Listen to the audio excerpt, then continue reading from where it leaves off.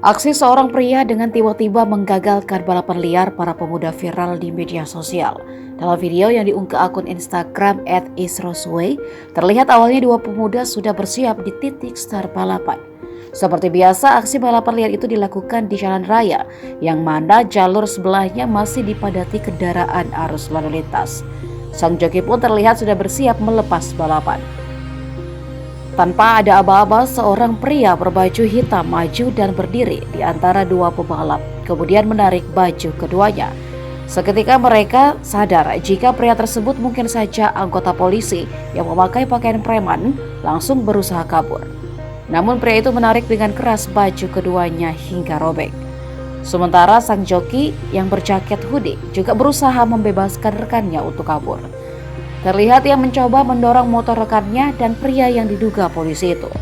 Tak diketahui lokasi kejadiannya, namun aksi pria itu mendapat dukungan dari netizen.